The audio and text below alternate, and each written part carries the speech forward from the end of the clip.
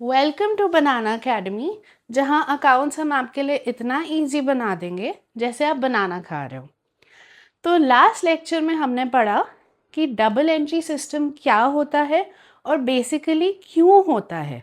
क्योंकि हर transaction event के दो पहलू होते हैं। ये हमें तजुर्बे से पता लगा है कि कम से कम दो पहलू, दो एस्पेक्ट होते हैं, दो फाइनेंशियल इम्पैक्ट होते हैं। मतलब दो अलग अलग टाइप की इंफॉर्मेशन मिलती है, अलग अलग दो इंफॉर्मेशन हर ट्रांजैक्शन, हर इवेंट में से। और वो दोनों पहलू को अलग अलग अगर हम रिकॉर्ड कर ले शुरू से ही, तो हम एक सिस्टमैटिक रिकॉर्ड क्रिएट करते हैं फाइनेंशियल मैटर्स का, जिसे हम अकाउंटेंसी बोलते हैं। हमने लास्ट लेक्चर में ये भी पढ़ा कि एक अकाउंट क्या होता है।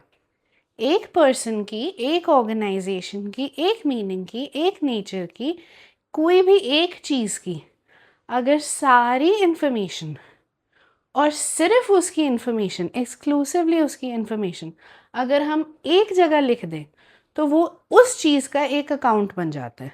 ठीक है, तो हमने लास्ट लेक्चर में एंड में ट्रांजैक्शंस के टाइप्स भी पढ़े थे।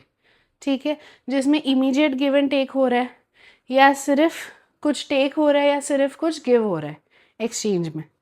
ठीक है, आज हम एक नया कंसेप्ट पढ़ेंगे जो अकाउंटेंसी में बहुत ही इम्पोर्टेंट है, called entity concept.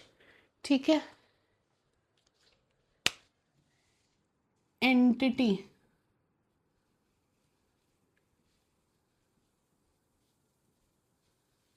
Entity concept. चलिए समझते हैं ये क्या होता है।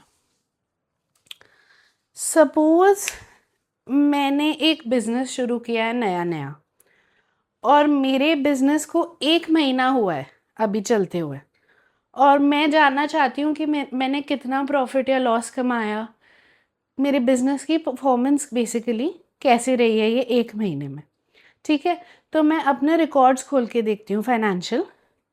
उसमें से मुझे पता लगता है कि ये फर्स्ट मंथ ऑफ बिजनेस में मेरी, यहाँ पे लिखते हैं, सेल्स रही हैं 1 लाख टोटल। ठीक है, सेल्स का है कि